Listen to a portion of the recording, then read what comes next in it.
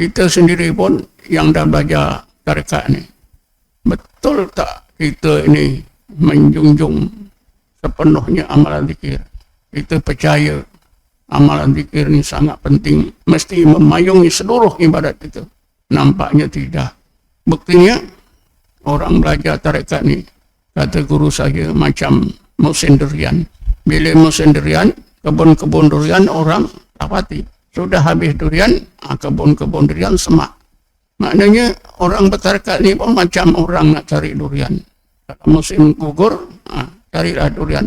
Kalau dah durian dah tak adalah nak pergi kebun durian, tak ada.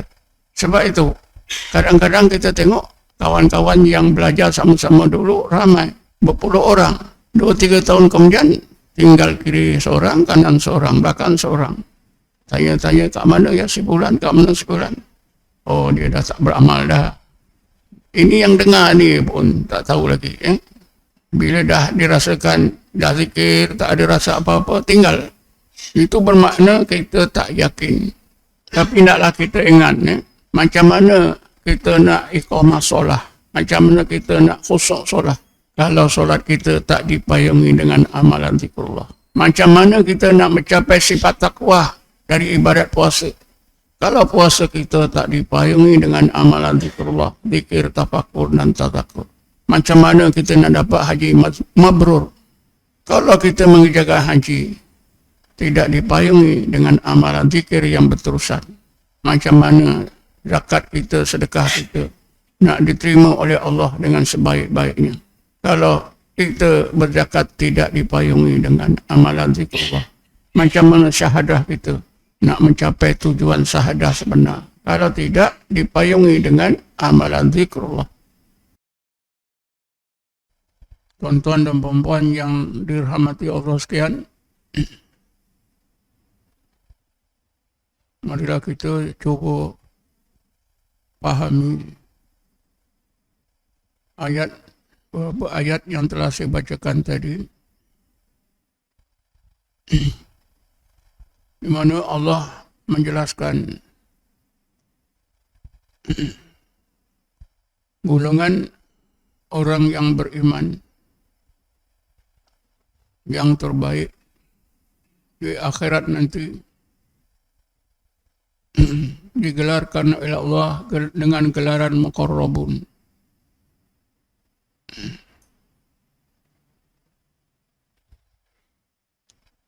Gelaran muqarrabun ini dihubungkan oleh Allah dengan secara langsung.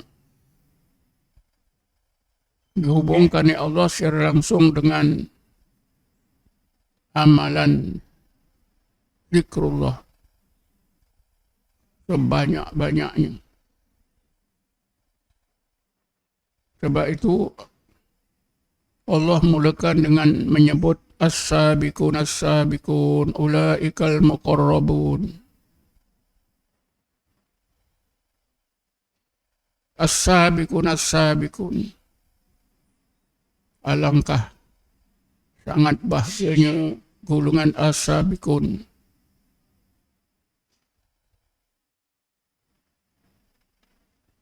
Mereka itulah golongan muqarrabun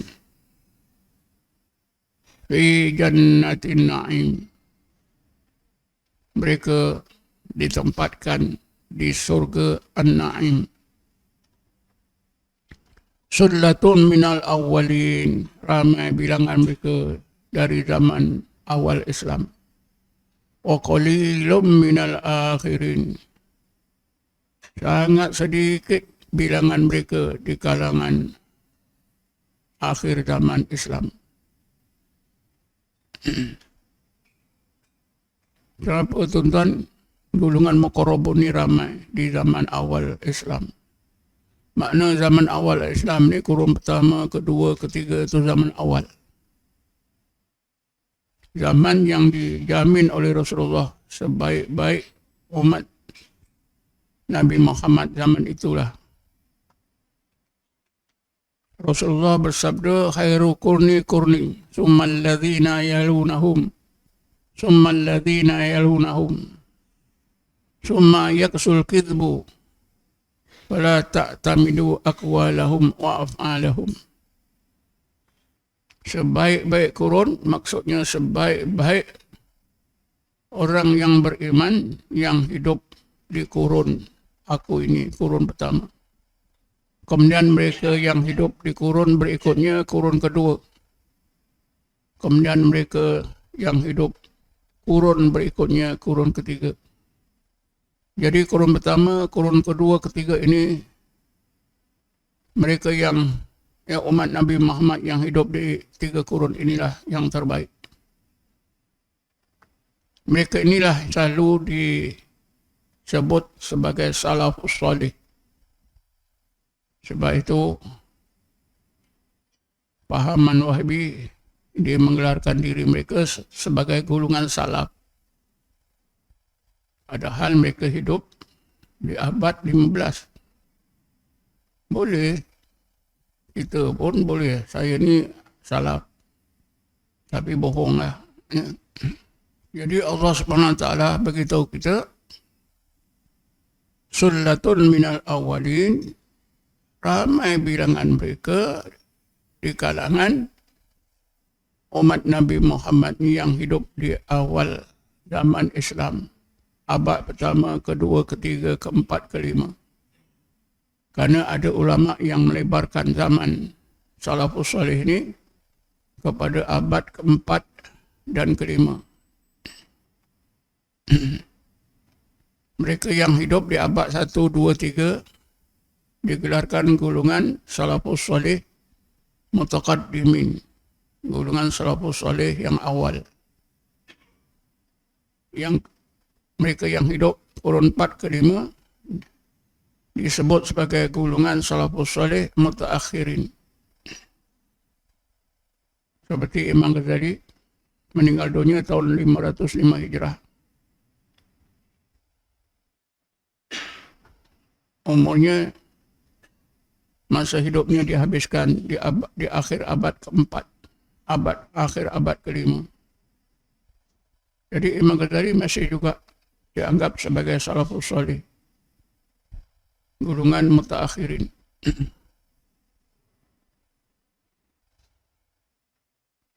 Wa qalilum minal akhirin. Qalil itu, siapa pernah belajar bahasa Arab ya, sangat sedikit. Sangat sedikit. Berapa tak tahu lah. Sangat sedikit. Jadi kenapa tuan-tuan? Zaman awal Islam ramai umat Nabi Muhammad ini yang berjaya mencapai derajat muqarrabun, dimasukkan ke surga Jannatul Naim. Surganya pun sudah diberitahu oleh Allah. Kenapa? Jawapannya ada di depan ayat itu tadi. As-sabiqun as-sabiqun. Saya dah selalu terangkan makna sabiqun. As-sabiqun as-sabiqun itu ialah orang-orang lelaki dan orang-orang perempuan yang memanyakkan zikrullah, tak putus-putus. Berarti tuan-tuan, umat Nabi Muhammad di zaman awal, masa hidupnya Nabi, zaman sahabat, kurun pertama, kedua, ketiga, mereka mengutamakan amalan zikir. Tapi kita di zaman akhir ini, zikir itu macam Pak Tahem. Kalau Pak Tahem pun masih untung lagi. Tak ada dalam senarai amalan kita. Lepas sembahyang imam berwirid biasa pun bangun cepat-cepat kerana kerja masa takut jam.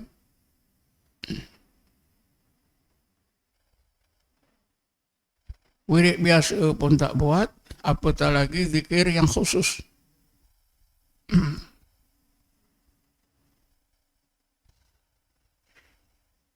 Bermakna tuan-tuan, umat Nabi Muhammad akhir zaman itu dah tak memandang sama sekali kepentingan zikir.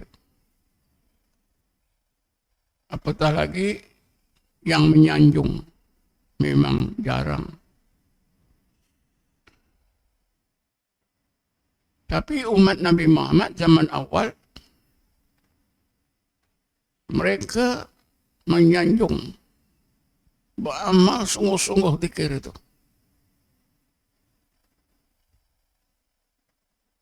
Di dalam Quran ada ayat-ayat yang boleh jadikan bukti, fakta yang tak boleh ditolak. Umat Nabi Muhammad, sahabat-sahabat semasa di Mekah,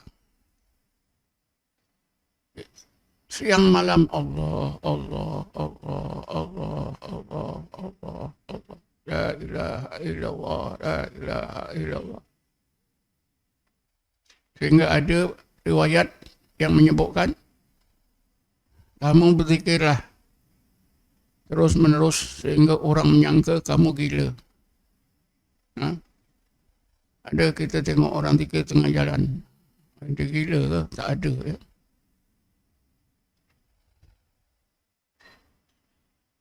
Kalau amalan lain adalah nyanyian misalnya. Di mana-mana orang ramai, ya ada ya, itu penyanyi jalanan. Kadang kita bertemulah dekat RNR, dia nyanyi seorang-seorang. Kalau zikir ni tuan-tuan, dah tak ada makna, tak ada nilai. Amalan zikir ni tak ada nilai dalam pandangan umat Islam akhir zaman. Bukan saja orang biasa yang tak berilmu, orang yang berilmu pun dah tak mandang dah. Buktinya apa dia? Ada tak tuan-tuan temui, ya, seminar-seminar tentang zikir saja. Kursus-kursus tahsinul zikrullah, kursus memperbaiki zikrullah, ada tak? Tak ada. Yang ada kursus tahsinus solah, kursus tahsinu qiraah, ada. Tapi tentang zikrullah ini tak ada. Kenapa? Semua orang dah mandang ini tak ada dalam rukun Islam.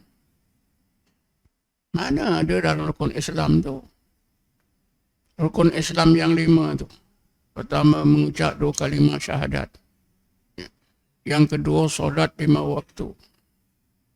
Yang ketiga, puasa bulan Ramadan. Yang keempat, bayar zakat. Yang kelima, naik haji. Mana ada?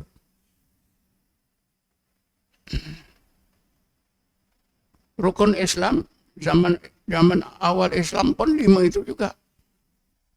Tapi mereka faham, tuan-tuan. Faham, sebenarnya faham. Rukun Islam yang 5 itu hanya boleh dilakukan oleh seorang mukmin dengan sempurna apabila semuanya itu di bawah payung zikrullah.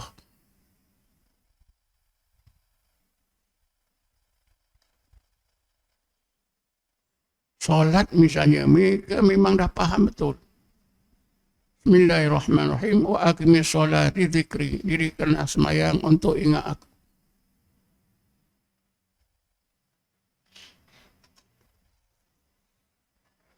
Sembahyang itu, perbuatan sembahyang, rukun qauli, rukun fi'li, syarat sah batalnya, semua kita pelajari. Tapi ingat Allah dalam solat tak ada. Saya belajar agama sejak dulu sampai sekarang tak ada. Sama nak ingat Allah dalam solat.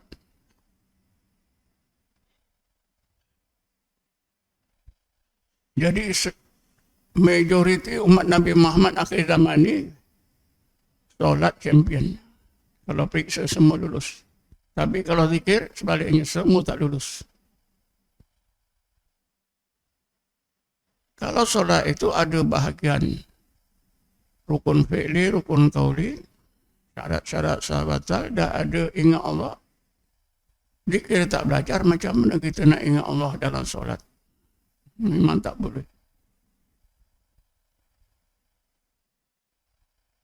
Bermakna kita tuan-tuan, ingat Allah itu senang. Alah, ingat je.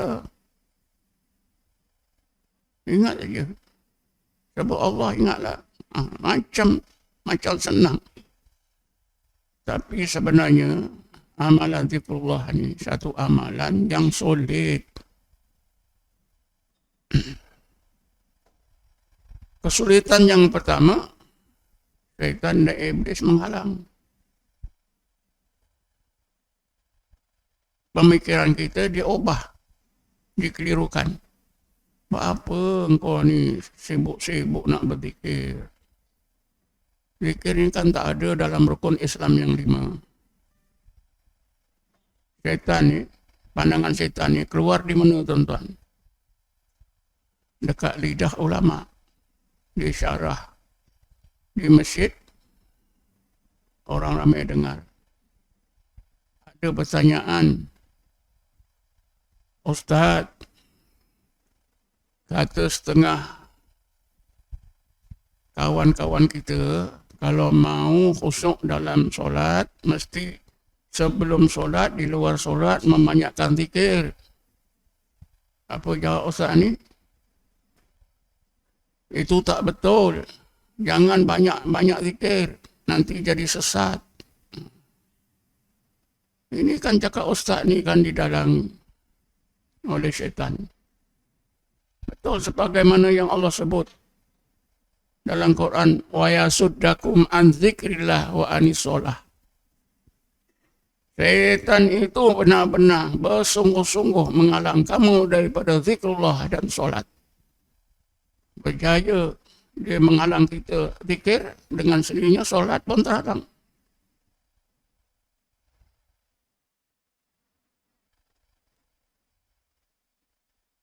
Siapa yang pernah ambil mana-mana tarekat sudah sekian tahun, katalah 10 tahun, 5 tahun, cuba bandingkan dengan sebelum ni. Bandingkan solat yang kita lakukan sebelum kita belajar tarekat dengan sesudah. Bagaimana? Kita dah belajar tarekat, nak ingat Allah dalam solat pun susah. Terkial-kial. Apatah lagi orang yang tak belajar beramal zikir dengan mana-mana tarekat. Apa sembahyang ni tak tahulah. Wallahu a'lam. Allah saja yang tahu.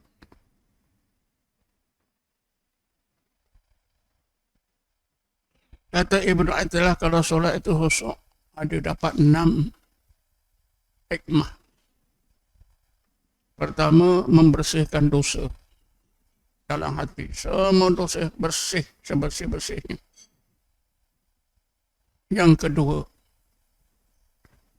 dapat menghampirkan diri kepada Allah.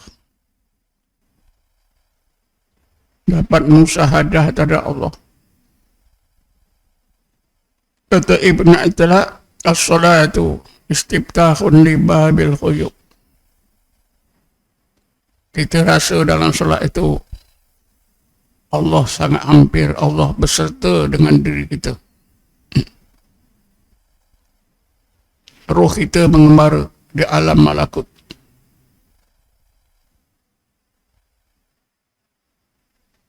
As-salatu ma'dinul musafat.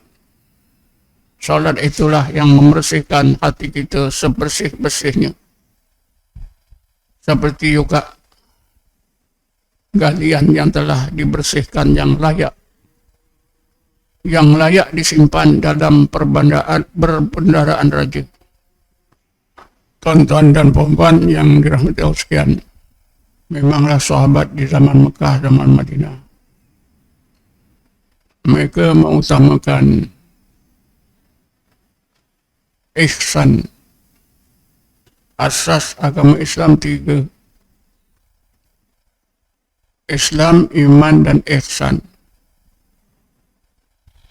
Kita di akhir zaman mengutamakan fiqh, yaitu Islam dan iman, fiqh dan tauhid.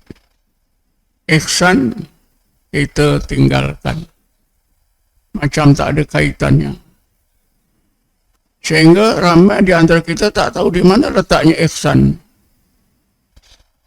Bukan saja kita, orang-orang alim yang ada ijazah pun tak tahu. Sehingga mereka takut sangat nak menyebutkan ihsan. Maka digantilah dengan istilah akhlak. Akhlak Islam. Takut sangat. Sedangkan Rasulullah sendiri menyebutnya. Jibril sendiri menyebutnya. Bila Jibril bertanya kepada Rasulullah, mal Islam ya Muhammad, Nabi Muhammad jawab dengan rukun Islam yang 5. Wa mal iman, Nabi Muhammad jawab dengan rukun iman yang 6. Wa mal ihsan ya Muhammad, Nabi Muhammad jawab, al-ihsan an ta'budallaha ka'annaka tarahu fa in lam takun tarahu fa innahu yaraka. Ihsan itu ramai ustaz takut. Buktinya dalam Islam ini tak ada tasawuf. Akhlak ada lah. Yang bercakap banyak ini bukan orang tak berpelajaran agama, yang ada ijazah. Tapi sekarang dah berkurangan dah, kerana maklumat bertubi-tubi. Ini semua zaman ilmu. Kalau dulu tahun 80-an, memanglah hebat betul.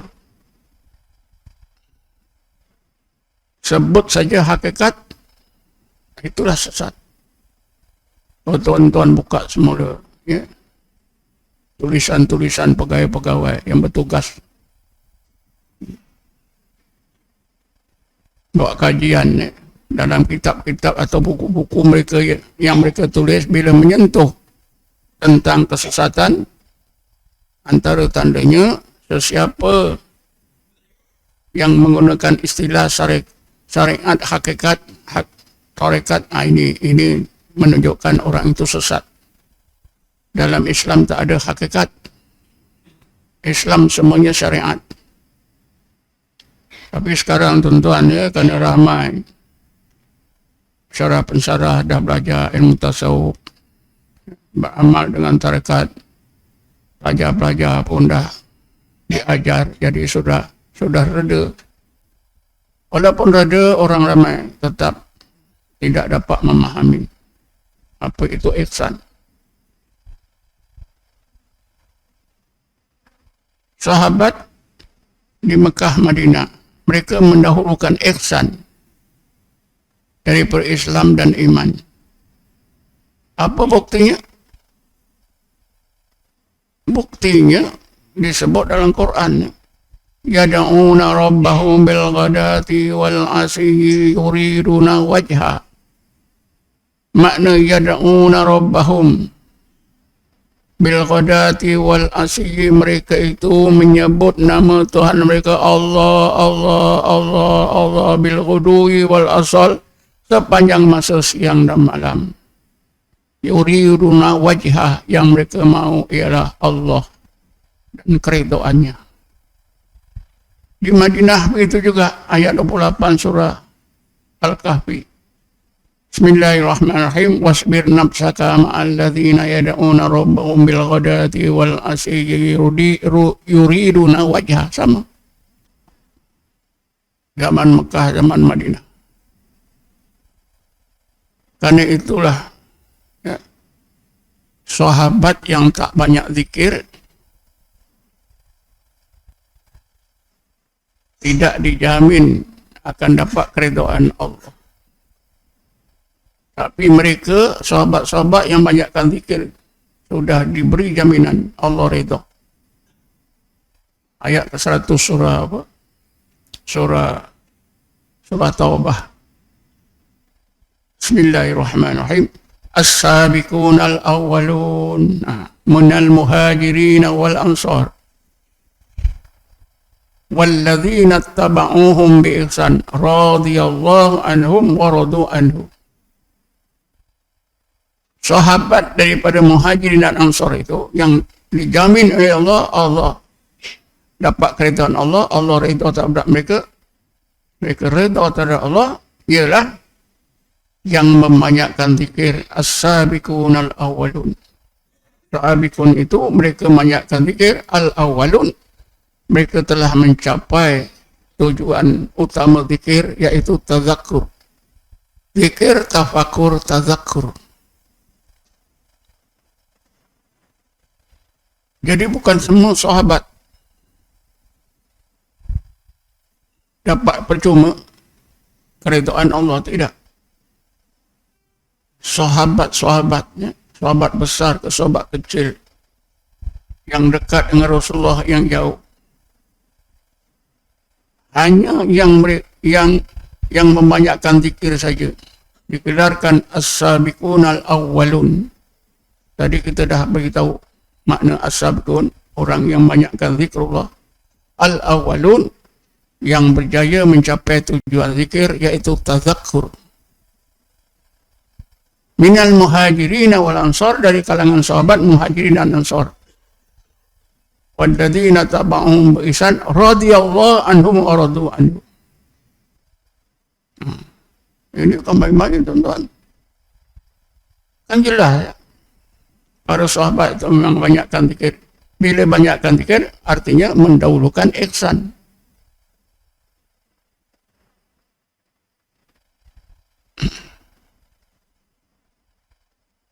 Kita sendiri pun yang dah belajar tarekat ni, betul tak kita ini menjunjung sepenuhnya amalan zikir?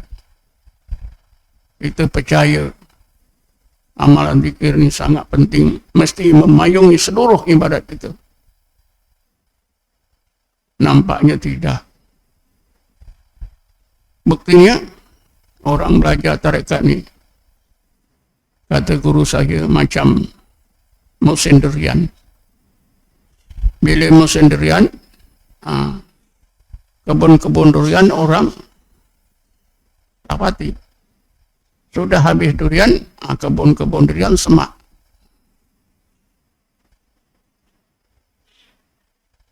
Maknanya orang bertarekat ni pun macam orang nak cari durian. Kalau musim gugur, carilah durian.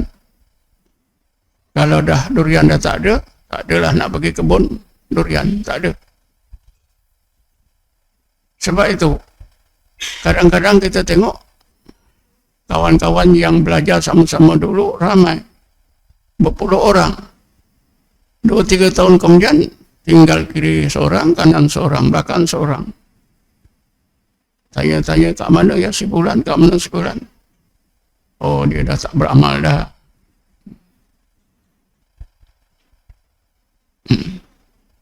Ini yang dengar ni pun tak tahu lagi.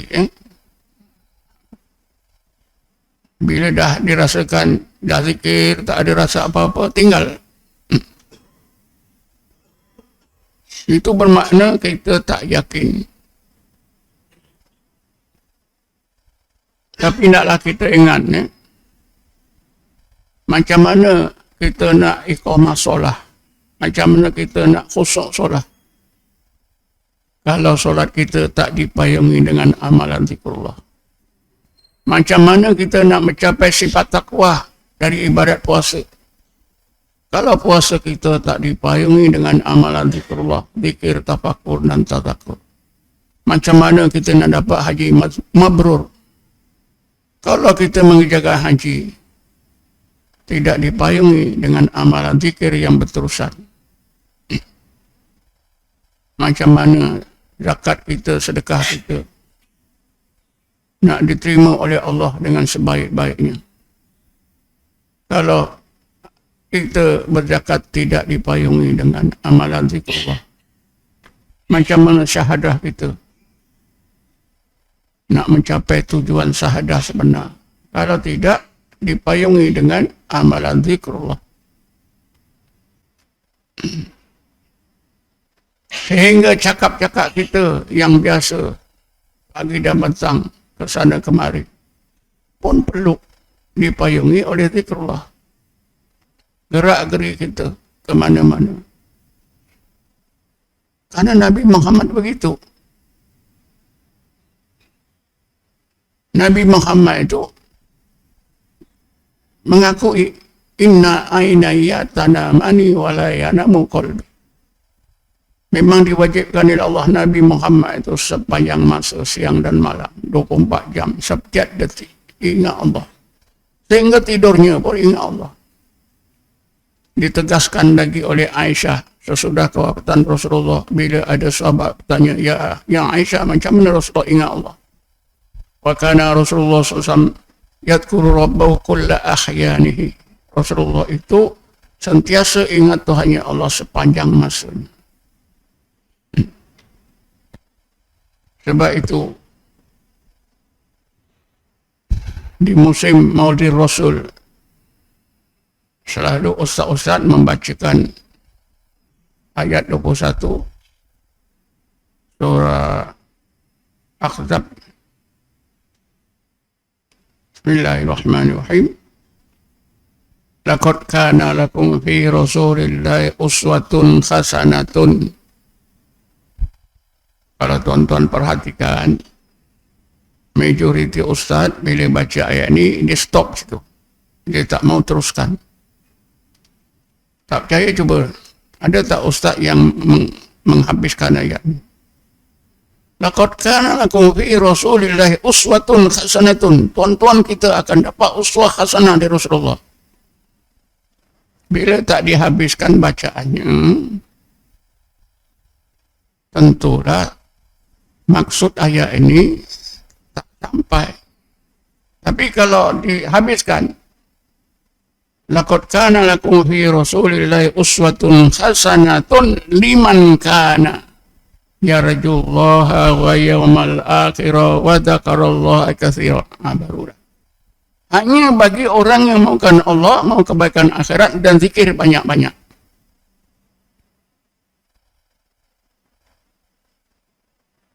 Kita nak meniru akhlak Rasulullah, tak ada zikir, macam mana dapat ke? Walaupun kita baca Sama'il Rasulullah, Sama'il Muhammadiyah, kita dah baca berulang-ulang, boleh ke dapat? Syarat yang Allah tetapkan untuk mendapat uswah hasanah dari Rasulullah ialah banyak zikir, mau hidup, kemauan hidup, tujuan hidup hanya Allah dan kebaikan akhirat.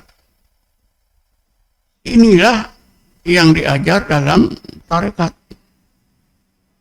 Ilahi anta maksudi wa ridhaka matlubi. Doa munajat. Ilahi anta maksudi. Ya Allah, ya Ilahi, engkau sajalah yang menjadi tujuan hidup aku, dunia dan akhirat aku, zahir dan batin aku, ya Allah. Wa ridhaka matlubi, yang aku cari, yang aku mau hanya keridhaanmu, ya Allah, tidak ada lain. Barulah InsyaAllah kita dapat uswah hasanah dari Rasulullah. Akhlak Rasulullah, ilmu Rasulullah, keyakinan Rasulullah, ibadat Rasulullah, InsyaAllah. Tapi itulah, kalau tuan-tuan perhatikan, cuba perhatikan. Saya, kalau kira macam jahat jugalah, perhatikan Ustaz. Memang baca sampai itu. Laqad kana lakum fi Rasulillahi uswatun hasanatun. Lalu diterangkan panjang lebar. Orang ramai pun terkeliru. Oh, kita boleh dapat contoh yang baik dari Rasulullah. Tapi apabila syarat itu tidak ada, mana boleh tuan-tuan?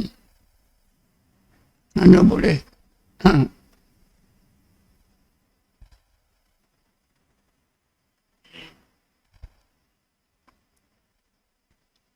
Solat kita seperti solat Rasulullah, wuduk kita seperti wuduk Rasulullah, puasa kita seperti puasa Rasulullah, akhlak kita seperti akhlak Rasulullah. Hanya orang yang banyakkan zikir, hidupnya hanya mau Allah dan keridhaannya saja. Siang dan malam berzikir Allah, Allah, Allah. Di zaman Mekah, tuan-tuan, memang betul-betul Nabi sendiri pun sebut Allah, Allah, Allah, Allah. Kadang kuat, kadang perlahan. Sahabat-sahabat yang tak ramai pun ikut Rasulullah, Allah, Allah, Allah, Allah, Allah. Ada satu ketika, satu hari, Rasulullah sebut lain. Ya Rahman, Ya Rahim, Ya Rahman, Ya Rahim. Orang Quraisy dengar. Bengang orang Quraisy. Mana satu Tuhan Muhammad ni? Biasa kita dengar Allah, Allah, Allah, Allah. Kawan-kawan dia sebut Allah, Allah. Tapi hari ni dia sebut lain pula. Rahman, Ar-Rahman, Ar-Rahman, Ya Rahim, Ya Latif, Ya Latif. Mana satu nama Tuhan Muhammad ni? Turun segera ayat Bismillahirrahmanirrahim. Qul Allah awid'ur rahmana ayyama tad'u falahu asmaul husna.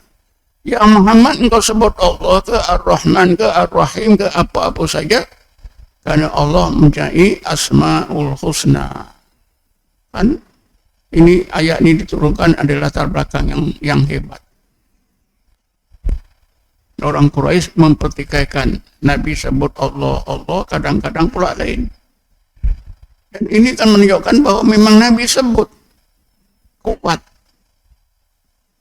Kuat macam mana tak tahu, tapi ada suara lah. Kalau tidak, macam mana orang Quraisy teguh? Mana satu Tuhan Muhammad?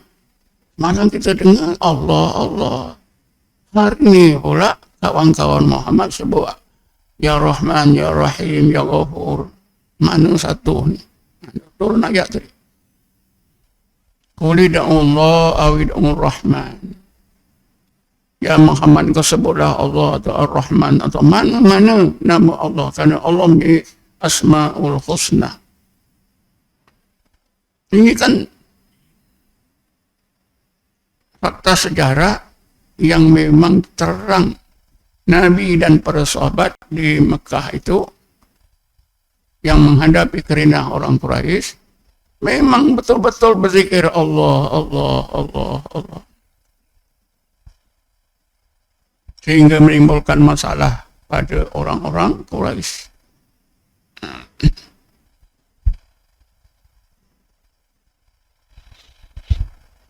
Jadi tuan-tuan dan puan sekalian, di zaman orang-orang mukmin, umat Nabi Muhammad zaman awal itu, kedudukan mereka tinggi, di akhirat besok menjadi golongan muqarrabun, karena kita boleh lihat ni, 3 asas agama Islam, Islam, iman, ihsan. Para sahabat itu mendahulukan ihsan, mengambil berat tentang ihsan. Kita ihsan tak ada yang tahu pun.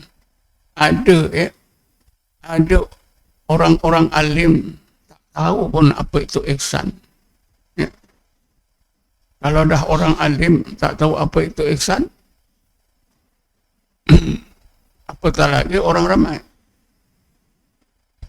Jadi Nabi dan sahabat itu membanyakkan zikir, itu berarti mereka mendahulukan ihsan. Kita mendahulukan Islam, ibadat kita yang tidak dipayungi oleh ihsan, tauhid, 2 saja. Asas agama Islam 3, kita ambil 2. Ya benar 2. Ihsan itu sangat penting, ibarat nyawa bagi agama. Sebab itulah ibadat kita tak bernyawa, kerana tak ada ihsan. Bacalah mana-mana kitab tasawuf, ihsan itu dianggap sebagai nyawa bagi agama.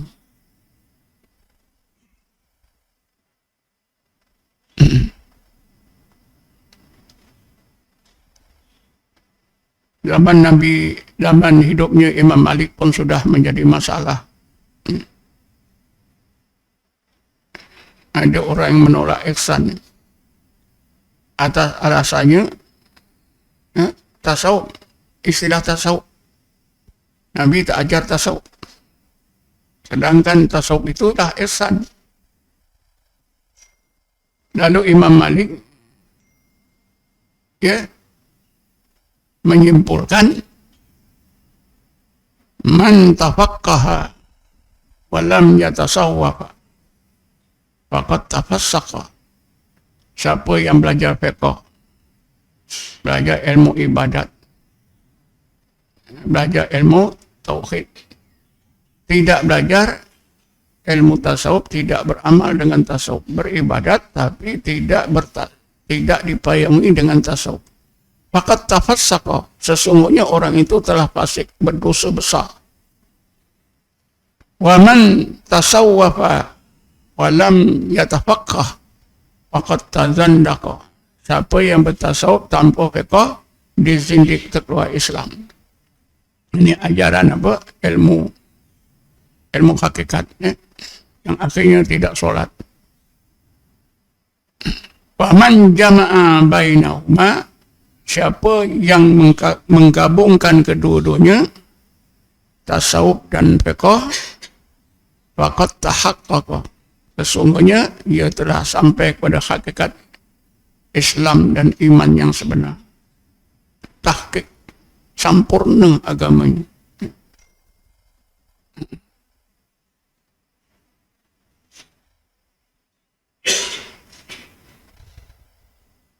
Tapi ada juga orang-orang alim ni, pensyarah investi.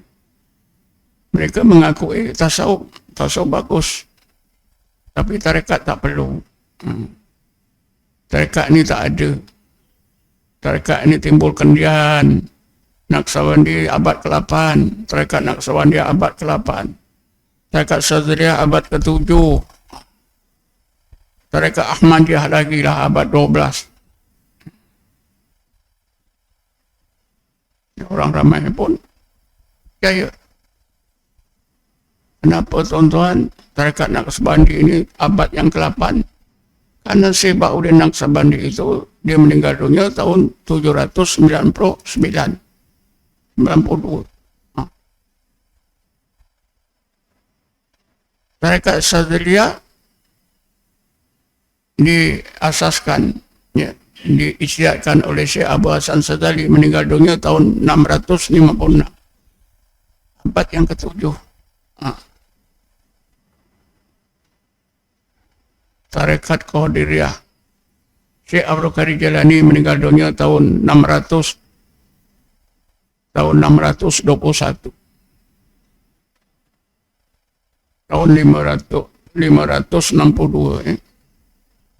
562. Juga abad yang ke-6.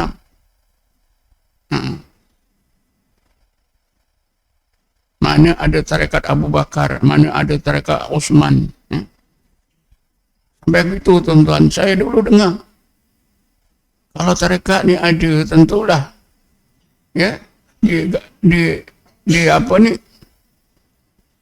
dikaitkan dengan nama sahabat. Tarekat Sayyidina Umar, tarekat Sayyidina Abu Bakar, tarekat Sayyidina Utsman. Sebenarnya ada tuan-tuan. Kerana mereka tak belajar, kata mereka tak ada. Tarekat ni, zikir Allah itu. Semasa Sayyidina Abu Bakar dipanggil, digelarkan oleh ulama tasawuf dengan gelaran apa? Siddiqiyah.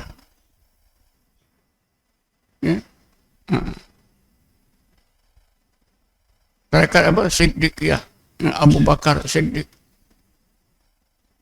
Bila sampai kepada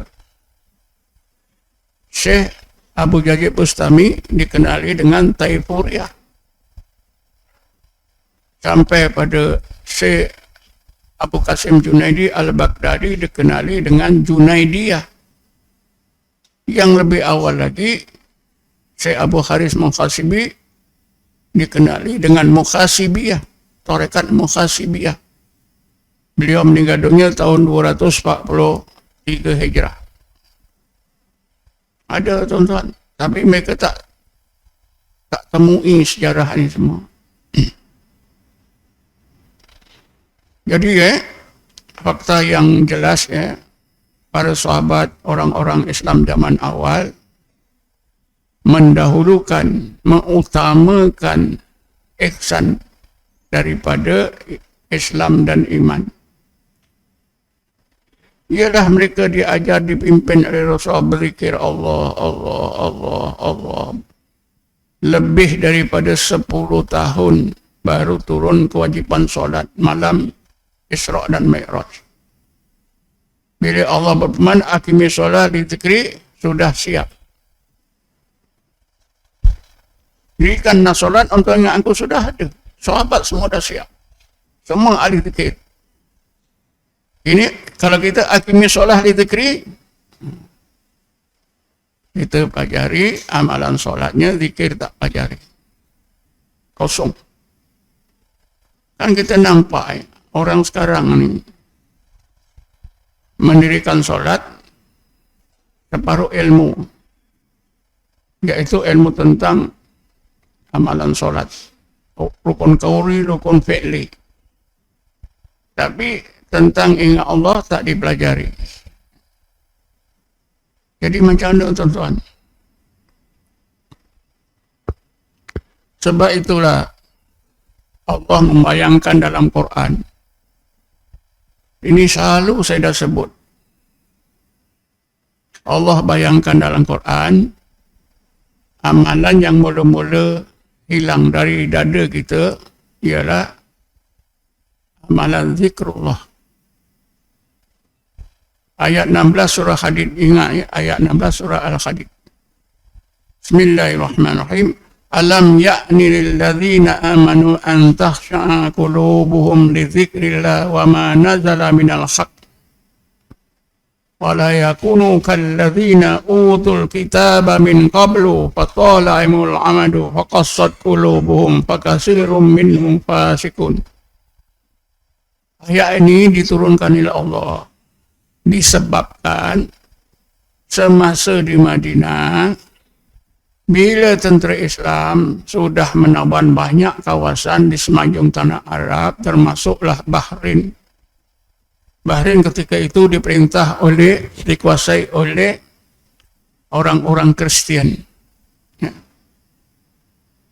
Maka bila dah tentera Islam sudah menguasai kawasan negara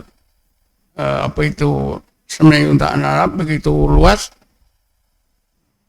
orang-orang Islam berasa lega. Berasa tugas perang macam dah ringan lah. Mudah-mudahan tak ada lagi perang. Lalu mereka menumpukan kegiatan dalam bidang kehidupan. Yang bercocok tanam, yang miaga. Kegiatan hidup ini tuan-tuan menyebabkan mereka kurang berzikir. Bukan tak berzikir. Kurang berzikir atau terganggulah amalan zikir dan bacaan Quran. Lalu turun ayat ini menegur sikap mereka. Adakah orang-orang mukmin itu merasakan masanya belum sesuai, masanya belum tepat lagi untuk mengkhusukkan hati bagi zikrullah dan membaca Quran? Ini teguran.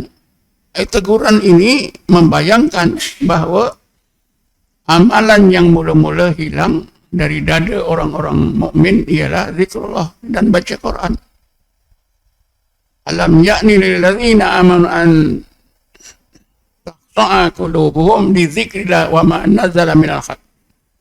Dan untuk membina hati kita ni khusyuk dua amalan, iaitu zikrullah dan baca Quran. Jadi kalau kita tak zikir, macam mana hati kita boleh khusyuk? Kalau hati kita tak khusyuk, macam mana kita solat boleh khusyuk? Ya. Ayat ini membayangkan dengan jelas bahawa amalan yang mula-mula hilang ialah zikrullah. Karena di zaman Rasulullah sendiri, para sahabat sudah meringan-ringankannya. Dalam kitab hadis Bahrul Mazi yang disusun oleh seorang ahli hadis ya, At-Tirmidzi, saya terbaca satu hari tuan-tuan, seorang sahabat bernama Ubadah bin Samit, dia ziarah ke rumah seorang sahabat yang terkenal, yang hebat imannya, bernama Abu Darda. Abu Darda ni tuan-tuan, kehebatan dia apa? Dia tak takut dengan ugutan orang Quraisy nak bunuh ke apa, dia tak takut. Bila dia Islam tuan-tuan, dia tahu cakap, aku nak isytiharkan keislamanku dekat Kaabah. Kawan-kawan kata, jangan nanti orang Quraisy bunuh apa. Dia tak peduli tuan-tuan, bagi juga diisytiharkan. Betul tuan-tuan, orang Quraisy pukul dia, pijak dia. Baik juga Nabi datang ke situ. Nabi bagi tahu orang-orang Quraisy, kenapa kamu pukul dia ni macam ni? Kalau dia mati, kita susah. Tahu tak rumah dia ni, saudara mara dia ni, suku dia ni duduk di sana. Tengah jalan kita pergi niaga ke Syria. Kalaulah dia mati, susah kita nak niaga. Baru orang Quraisy itu takut tak jadi bunuh. Ni Abu Darda. Selamat dia. Jadi Abu Darda ni cakaplah pada tetamu dia, Ubadah bin Samit, wahai Ubadah, mahu tak aku ceritakan kepada engkau amalan yang mula-mula diangkat oleh Allah, dihapuskan oleh Allah. Ubadah bin Samit kata, tentulah aku suka, aku nak dengar. Apa dia? Kata Abu Darda, amalan yang mula-mula diangkat oleh Allah ialah ilmu khusyuk.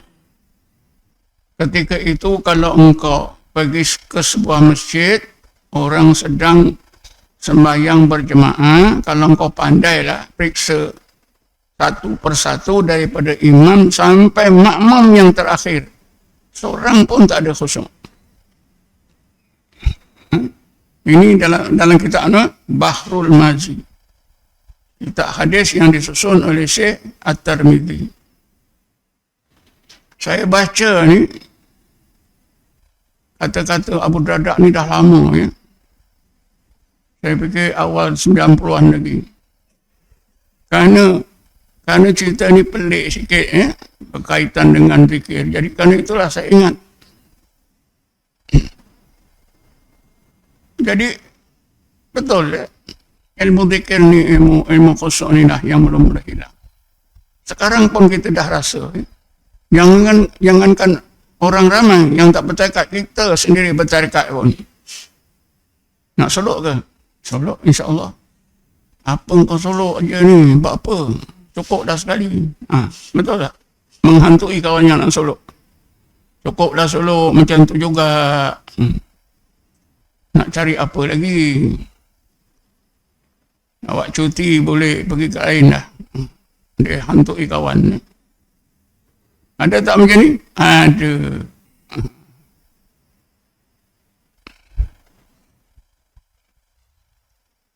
Ada seorang ustaz pernah solok dengan Imam Ishaq.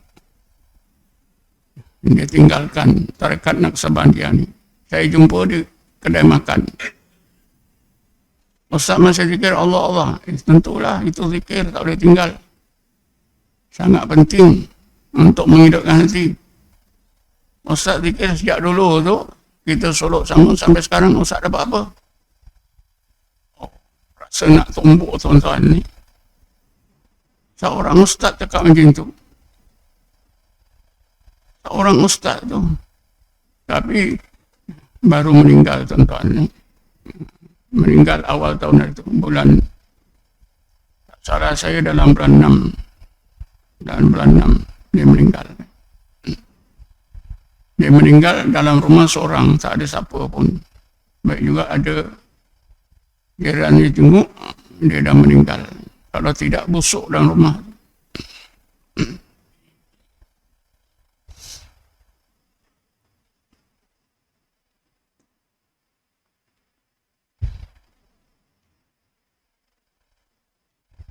Jadi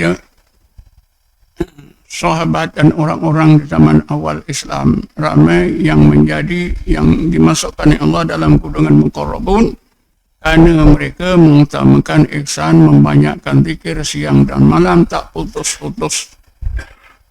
Sayyidina Ali tuan-tuan ada meninggalkan kata-kata yang sangat berguna tentang para sahabat yang berzikir di Masjid Nabawi di Madinah. Apa kata Sayyidina Ali? Aku tengok pagi-pagi para sahabat Nabi yang duduk, yang berada di Masjid Nabi, muka mereka pucat, rambut mereka kusuk masai, pakaian mereka pun tak teratur.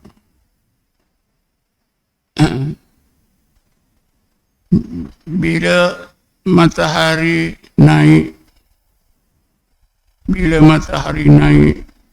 setinggi tembok, kalau kita segalah, tinggi galah, kita nak harap tak ada galah, tembok rumah.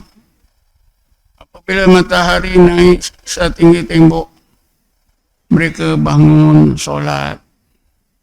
Lepas itu mereka duduk, mereka berzikir ramai-ramai la ilaha illallah, la ilaha illallah, sambil menggoyangkan kepalanya ke kiri dan kanan. Badan mereka terliuk-liuk ke kiri dan kanan seperti pokok yang ditiup oleh angin di musim angin yang kuat.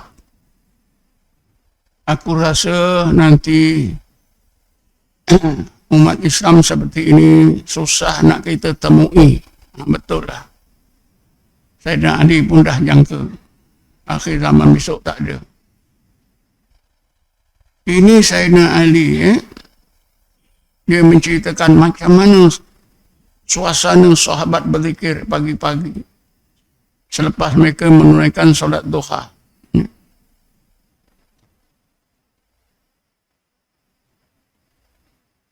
Fakta ini kita boleh baca dalam kitab Haqaiq An-Tasawuf karangan Syekh Isa Abdul Qadir.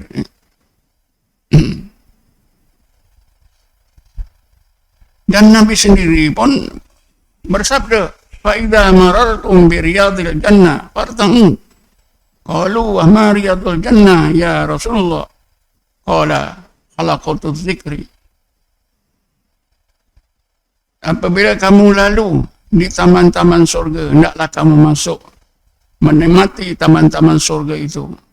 Sahabat bertanya, ma riyadul jannah, apa itu taman-taman surga ya Rasulullah? Taman-taman surga yang aku maksudkan ialah halaqah zikir. Siapa yang menganjurkan halaqah zikir ini? Rasulullah. Siapa yang melakukan? Para sahabat.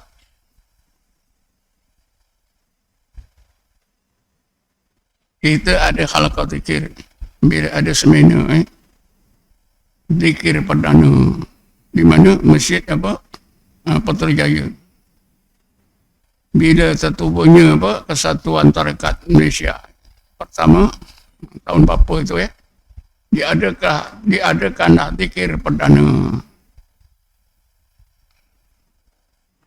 Lepas apa itu zikir perdana dah senyap.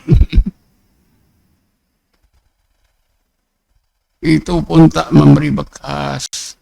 Susah nak menjadikan orang, tuan-tuan. Ialah kita yang bertarekat pun mau tak mau. Masih ragu-ragu lagi. Buktinya dulu ramai hilang. Kawan-kawan kita hilang. Orang-orang kuat kita pun hilang.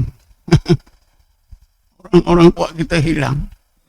Coba orang-orang lama cuba tengok siapa dia, orang puak-puak kita tu. Ada tak? Tak ada kan? Ha.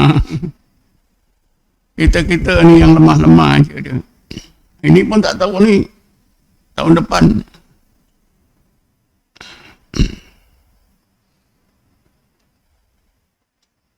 Antara sebab tu kenapa bila kita bertarekat kita tak sungguh-sungguh, tuan-tuan.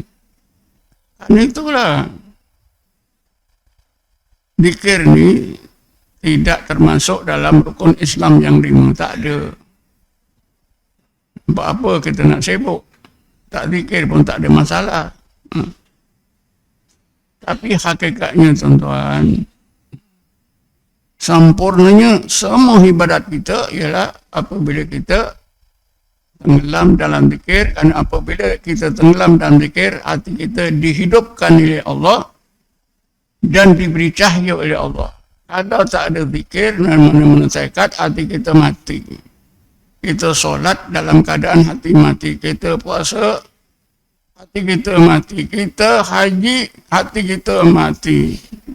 Kalau mati saja boleh tahan. Mati dan gelap.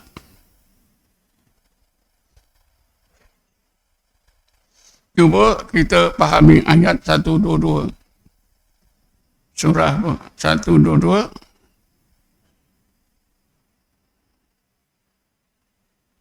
Surah Al-An'am.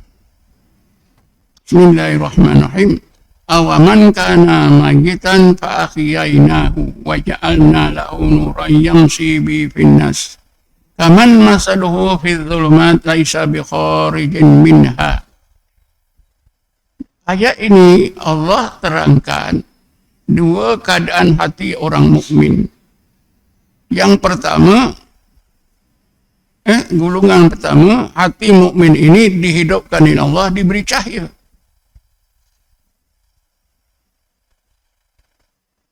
Oleh kerana hati dah hidup dan bercahaya, maka hati boleh digunakan dengan sebaik-baiknya. Satu golongan lagi, hati orang mukmin yang masih mati dalam kegelapan. Awaman kana mayitan fa ahyainahu wa ja'alna lahu nuran yamshi bi fin-nas kaman masaluhu fi dhulumat laisa bi kharijin minha. Adakah sama dua keadaan hati ini? Sama tak? Tentu tak sama. Satu hidup bercahaya, boleh digunakan sebaik-baik hati itu. Satu lagi mati gelap, tak boleh digunakan. Itulah tadi. Solatnya, dia solat dalam keadaan hati mati gelap. Dia puasa dalam keadaan hati mati gelap. Dia mengerjakan haji, mengerjakan umrah, hatinya mati gelap. Marah orang ramai, tuan-tuan. Ini Allah sendiri beritahu. Kenapa Allah hidupkan setengah hati, sebahagian hati orang mukmin? Karena mereka berzikir. Setengah ulama tasawuf menerangkan cahaya. Cahaya yang Allah limpahkan ke dalam hati yang hidup dengan zikrullah. Ibnu Athilah ada sebutkan 3 jenis nur. Dimulai dengan nur yaqadha, ditingkat kepada nur hudur, diakhiri dengan nur al-wisad. Ya. Bila seorang itu berzikir, hatinya dihidupkan, itulah dilimpahkan dengan nur yaqadhah, nur intibah, hati hidup. Ketika itu hati dah mula bekerja, boleh diguna, boleh diguna untuk memahami yang dulu tak faham. Ya. Kemudian bila ditingkatkan lagi cahaya yang Allah tadi kurniakan, maka menjadilah nur khudur. Bila dapat nur khudur ni, tuan-tuan, Allah sudah bertahta dalam hati kita. Hati kita sudah bebas daripada dikuasai oleh nafsu kita. Wa yukharruka min riqil asar. Kemudian akhir sekali nur yang ketiga, nur al-wisol.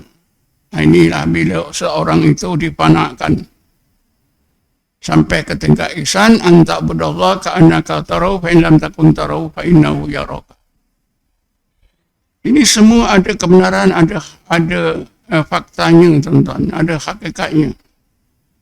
Ibnu Athaillah dia bukan sebut saja pakai agak-agak, tapi menerusi pengalaman. Dan siapa yang beramal dengan tarekat Naqsabandi, dia bersolok, sekiranya dia beramal bersungguh-sungguh, memang betul dilalui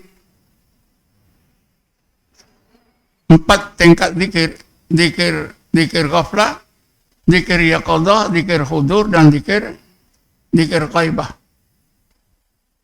Zikir ghaibah ni seorang yang berzikir itu dipanakkan oleh Allah.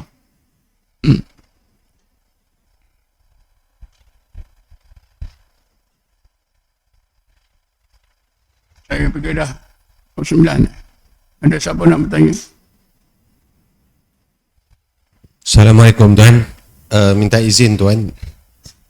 Kita kerap dengar ada berbagai golongan seperti golongan ulul albab, insan kamil, muqarrabun, para wali Allah. Adakah mereka ini orang yang sama?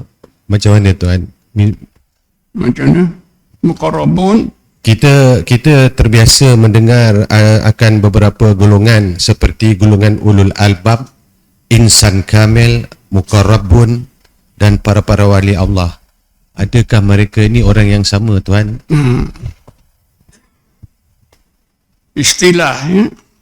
Istilah muqarrabun, istilah insan kamil, istilah ulul albab, ya, istilah ibadullah. Istilah-istilah ini sebenarnya merujuk pada orang yang sama, dilihat dari sudut-sudut yang berbeza. Digelarkan muqarrabun kerana orang tersebut kenal Allah. Kenal Allah dengan sebaik-baiknya. Kenal Allah dengan lebih sempurna. Seseorang itu bila tak kenal Allah jauh. Kalau dia berilmu, semakin kenal, semakin dekat. Bila seorang itu betul-betul kenal Allah sampai ke tingkat ma'rifah, ilmunya ditingkatkan oleh Allah daripada akal ke dalam hati, daripada ilmu menjadi ma'rifah, orang ini ya dilihat dari sudut ilmu, orang ini hampir kepada Allah. Karena Allah yang hilang, yang tak nampak itu dirasakan wujudnya Allah. Dia hampir muqarrabun. Dikenali sebagai hamba karena orang ini ya, bila beribadat sebaik-baik ibadat. Ya, betul-betul dia ikhlas. Jadi hamba Allah. Taat, takwanya itu sempurna. Tawakalnya itu sempurna. Disebut insan kamil kerana apa? Sifat kehambaannya itu sempurna dan ilmunya itu sempurna. Bila Allah kurniakan peningkatan ilmu kepada makrifah, ya, maka dilihat dari segi ilmu, ilmunya itu sempurna. Imannya pun meningkat menjadi sempurna, iaitu menjadi yakin. Jadi yakin daripada mukmin kepada muqinun.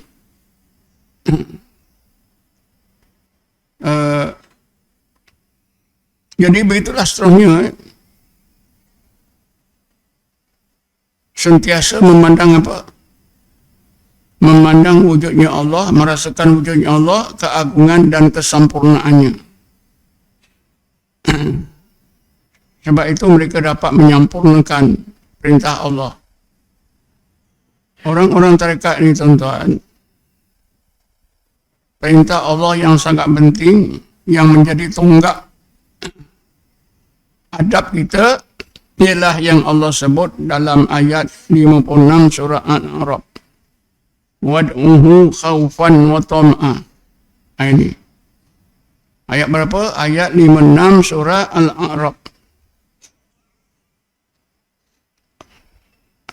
Ayat ini kita bahagikan pada 3 bahagian. Dimulai dengan Bismillahirrahmanirrahim. Wala tufsidu fil ardi ba'da islahiha. Lalu disambung wad'uhu khawfan wa tam'a. Diakhiri dengan inna rahmatallahi qaribum minal muhsinin. Catatkanlah ayat 56 surah Al-A'raf. Terbagi kepada 3 bahagian. Yang mula, Allah ingatkan kita, jangan kamu buat jahat di muka bumi. Bumi situ pun saya sudah terangkan. Kalau bumi ini kita dah tahu, jangan mencuri, jangan bunuh. Tangan kita pun bumi, mata kita pun bumi. Jangan buat kejahatan bumi tangan, bumi mata, bumi hati, bumi telinga. Orang tajasus, ya. Orang sembah kita curi-curi, tajasus. Itu kejahatan telinga.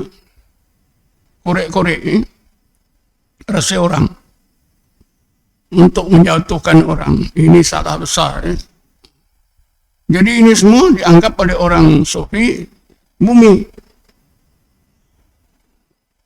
Macam mana kita nak jaga kerosakan tangan kita, mata kita, hati kita, ya? Lalu Allah bagi amalannya. Wad'uhu khawfan wa tam'a. Cara kamu nak jaga bumi hati kamu, bumi mata kamu, bumi telinga kamu, hendaklah kamu sebut Allah, Allah, Allah, Allah, Allah, Allah, sehingga hati kamu khaufan, takut hanya kepada Allah. Wa tam'a, bergantung semata-mata kepada Allah. Ilahi anta maksudi wa ridhaka mata. Ya. Kemudian kalau kita mampu menjaga bumi hati kita tadi, bumi mata kita, tangan kita, perut kita, lidah kita berjaya sebaik-baiknya, maka kita akan ditingkatkan oleh Allah ke tingkat ihsan menjadi seorang muhsin. Allah ingatkan kita, inna rahmatallahi qaribum minal muhsinin. Macam mana nak jadi muhsin kalau tidak berzikir? Nak jadi muhsin mesti ahli zikir. Itulah orang yang dinamakan orang yang hampir kepada Allah, golongan muqarrabun.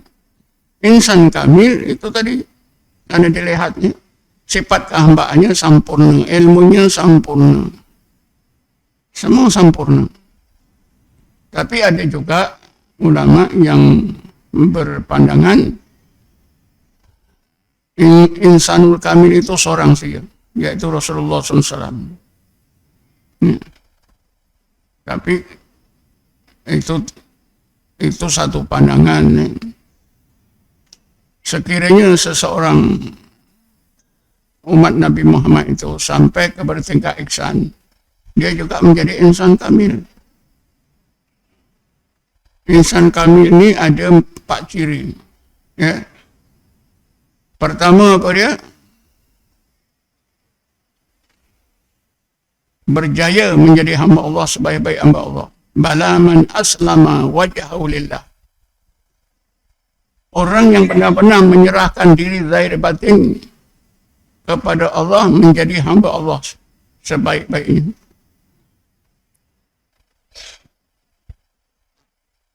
Kita ada serah diri tak pada Allah? Sahabat itu nak serah diri pada Nabi. Kita nak serah diri pada waris Nabi, ulama. Kalau dalam tasawuf, guru. Serah diri, sahabat itu serah diri pada Rasulullah itu sempurna. Barulah serah diri pada Allah sempurna. Manusia apa? Bai'ah. Innal ladzina yubai'unaka innama yubai'una Allah. Kalau kita maksudkan bai'ah di sini, upacara serah diri kepada Allah menerusi pengakuan di depan Rasulullah. Ya Muhammad, sahabat-sahabatmu yang telah membuat bai'ah kepada engkau, mengaku nak buat baik, tak mau buat jahat. Hakikatnya mereka itu berjanji dengan Allah, berbai'ah dengan Allah. Inilah penyerahan. Bila kita belajar tarekat, dibai'ahkan. Berbai'ah dengan guru, itulah permulaan kita menyerah diri zahir batin kita kepada Allah. Allah sendiri beritahu. Zahirnya mereka serah diri pada engkau ya Muhammad. Hakikatnya mereka serah diri pada Allah. Macam main-main tuan-tuan. Tapi ini berlaku di zaman Rasulullah, sahabat lakukan. Sebab itu kita nak serah diri sempurna pada Allah itu, serah diri pada guru. Kalau dengar cakap saya ini setengah pegawai agama, marah. Ini Dr. Jahid ini dah doktrinkan murid-murid dia. Supaya taksub. Itu ayat Quran. Innal ladzina yubai'unaka innama yubai'una Allah. Sahabat itu berbai'ah kepada Nabi, maknanya ya Rasulullah, kami bercita-cita, berazam, tak mau buat jahat. Kami nak taat ya Rasulullah. Doakanlah. Sahabat cakap-cakap, Rasulullah pun nasihat. Itulah ya upacara serah diri pada Rasulullah. Hakikatnya innama yubai'una Allah. Hakikatnya mereka serah diri pada Allah. Nak buat ini pun orang maju mundur. Betul ke? Termasuklah kita dengar ni. Betul ke ni? Ragu-ragu Dah Allah sebut dalam Quran. Sebetul lah. Balaman aslama wajhahu lillah. Bahkan orang yang benar-benar serah diri zahir dan batin kepada Allah menjadi hamba yang sebaik-baiknya, menerusi tadi penyerahan diri pada Rasulullah. Wa huwa muhsinun. Dia seorang yang sampai tingkat ihsan. Falahu ajruhu inda rabbih. Segala pahala kebaikannya disimpan oleh Tuhannya Allah, tidak malaikat. Wala khawfun alaihim wala hum yahzanun. Sempurna lah, ini orang sempurna. Insan kamil. Hidup seseorang tak ada khawfun alaihim wala hum yahzanun. Maknanya penuh bahagia tuan-tuan. Penuh kebahagiaan. Sebab itu manusia paling bahagia siapa dia? Rasulullah. Rasulullah walaupun banyak masalah, tapi oleh kerana Rasulullah ingat Allah, bahagia. Sehingga Rasulullah sendiri sebutkan dalam sebuah hadis, 3 perkara yang aku sangat suka dalam hidup aku di dunia ini ialah qurratu aini fis solah. Bila Rasulullah ingat Allah dalam solat, itulah puncak kebahagiaan Rasulullah di dunia ini.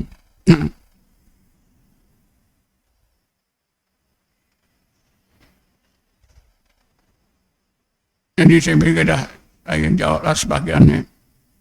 Ada lagi nak tanya? Minta izin Tuan. Ini soalan daripada penonton TikTok. Saya dengar ada orang cakap, betul ke kalau tak belajar sifat 20 tak sah solat kita?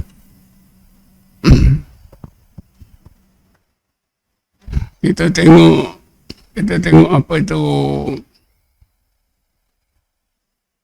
perkara-perkara yang batalkan solat ada tak? Tersenarai tak? Perkara-perkara yang membatalkan solat ada tak? Salah satunya itu tak kenal sifat 20. Ada tak? Tak ada kan? Tak ada lah. Kita tengok balik, buka buku, perkara-perkara yang membatalkan solat. Tengok-tengok tak ada. Ini tuan-tuan, sebenarnya apa itu kepahaman yang terlajak lah.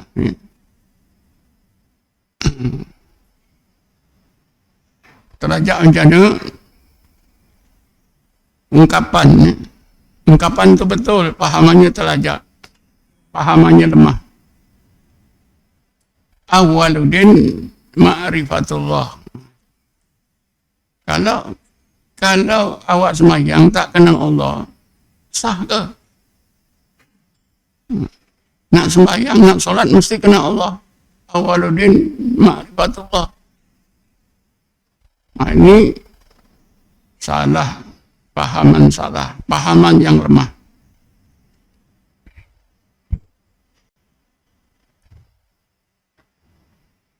Saya dah banyak kali terangkan ni, ungkapan awaluddin ma'rifatullah ni. Yang bercakap awaluddin ma'rifatullah ni ialah Sayyidina Ali.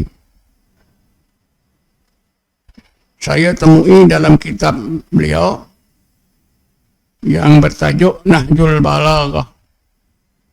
Kitab tersebut dianggap sebagai salah satu kitab yang penting bagi orang-orang Syiah. Sebab itu bila saya sebut macam ni, ada ustaz yang terus pangkas saya. Dr. Jahid sudah merujuk kitab-kitab Syiah. Ramai lagi. Memang betul dalam kitab ni, Sayyidina Ali bercakap itu, awaluddin ma'rifatullah. Tapi tuan-tuan, apakah maksudnya yang sebenar? Kalau kita nak tahu maksudnya yang sebenar, kita mesti kena tambah satu lagi perkataan. Awaluddin haqqan ma'rifatullah. Awal agama yang sebenar-benarnya ialah ma'rifatullah. Karena awal agama bagi seorang, awal agama bagi seorang bayi yang dilahirkan, kalau mak bapaknya kedua-duanya Islam, maka bayi itu Islam. Awal agama dia dengan dilahirkan. Kalau seorang kafir, dia masuk Islam, awal agamanya bila mengucap 2 kalimah syahadah. Bukanlah makrifah. Mereka tak tahu apa itu makrifah. Mereka fikir bila belajar sifat 20 itu makrifah. Oh. Ma'rifatullah itu ilmu mengenal Allah yang sudah ditingkatkan oleh Allah ke dalam hati. Itu namanya makrifah. Ulama tasawuf mengajar kita supaya kita membedakan antara ilmu dengan makrifah. Ilmu itu menurut pandangan ulama tasawuf itu tertakluk kepada usaha kita. Seperti ilmu tauhid kita pelajari. Jadi ilmu tauhid yang kita dapat cara belajar ini dinamakan ilmu kasbi. Ilmu yang kita dapat dengan usaha kita. Tapi makrifah ni tuan-tuan, dia tak termasuk ilmu kasbi, tidak termasuk dalam ilmu yang kita usahakan. Kenapa? Makrifah ini termasuk dalam kumpulan ilmu wahbi. Wahbi itu kurniaan, lempahan. Lempahan terus. Di mana? Dalam hati. Sifat 20 ada pada akal. Allah tingkatkan kepada makrifat apabila Allah sampaikan ilmu pada akal tadi, sifat 20 ke dalam hati. Jadilah makrifatullah.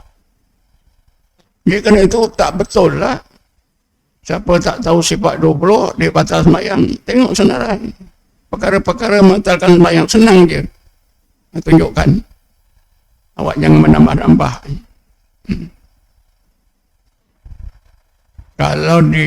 Kalau dikatakan siapa solat dia tak belajar sifat 20, dia tak tahu sifat 20, tentulah solatnya itu tak sempurna, boleh tahan juga.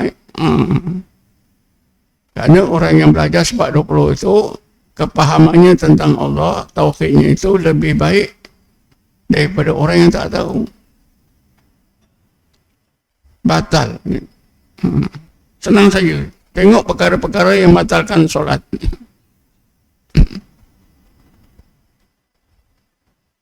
Jadi begitulah ya.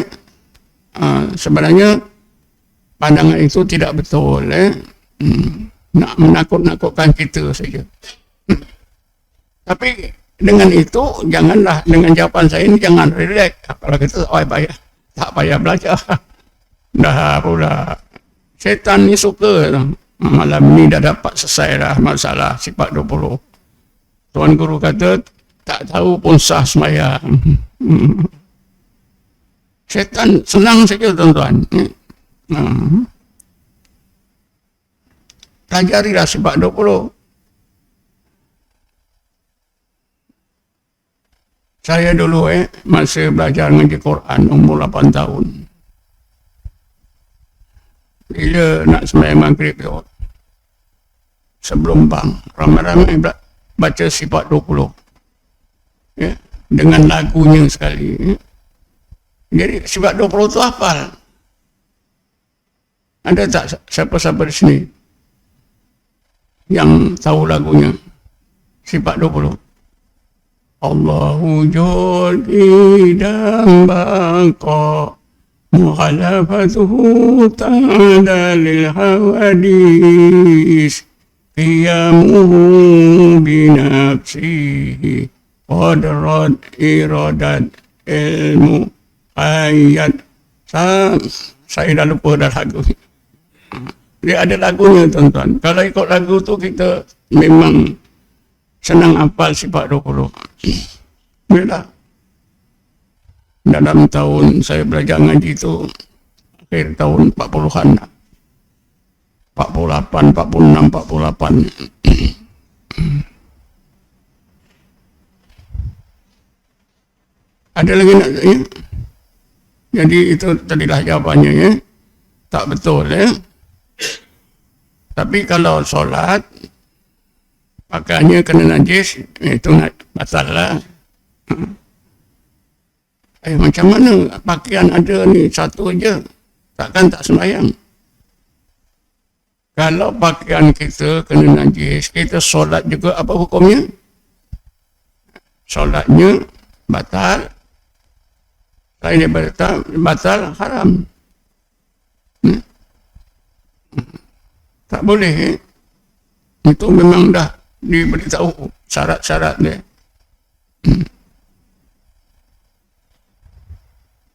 Ada lagi nak tanya? Ikutlah ya. Jadi kesimpulannya,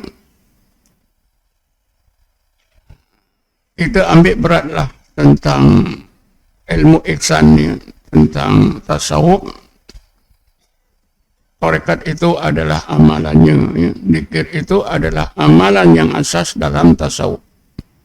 Siapa belajar mana-mana tarekat berarti dalam bidang tasawuf dia mempunyai aliran, dia mempunyai mazhab. Alhamdulillah dalam fiqh kita ikut mazhab Syafi'i, dalam tauhid kita ikut ahli sunnah wal jamaah. Alhamdulillah juga dalam tasawuf kita ikut kaedah Naqsabandi. Jadi lengkap tiga-tiga. Takkan tasawuf tak ada mazhabnya. Terkontak-kantil. Tidak. Ada tuan-tuan. Tengoklah dalam buku saya tu Syekh dalam ilmu tarekat. Abad 3, abad 4 sudah ada 10 tarekat. Coba tuan-tuan tengok ni. Ada 10 Jadi setakat ni sajalah. Wallahu a'lam. Assalamualaikum warahmatullahi wabarakatuh. A'udzubillahi minasyaitonir rajim. Bismillahirrahmanirrahim. Wassalatu wassalamu ala asyrafil anbiya'i wal mursalin sayyidina Muhammadin wa ala alihi wa sahbihi ajma'in. Allahumma ighfir lana warhamna, Allahumma ighfir lana warhamna, Allahumma ighfir lana warhamna li abaina li ummahatina wa li dhil huquqil wajibin alaina wa li jami'il muslimina muslimat wal mu'minina wal mu'minat bi rahmatika ya arhamar rahimin. Allahumma qsim lana min khashyatika ma tahulu bihi bainana wa baina ma'asik wa min ta'atika ma tuballighuna bi jannatik min yaqini ma tuhawwinu bi alaina masa'ib ad-dunya. Allahumma atina bi asma'ina wa absarina wa quwwatina ma ahyaytana waj'alhu warithan minna. Allahumma ij'al sa'rana 'ala man zalamana wansurna 'ala man adana. Allahumma la tajid dunya akbar hammina wa la mablagha ilmina wa la tusallit alaina ya Allah man la yarhamna. Rabbana atina fid dunya hasanah wa fil akhirati hasanah wa qina adzaban nar. Rabbana atina min ladunka rahmatan wa qina min amrina rasyada. Wassallallahu ala sayyidina Muhammadin nabiyil ummi wa ala alihi wa sahbihi wasallam. Alhamdulillahi rabbil alamin. Taqabbalallahu minkum.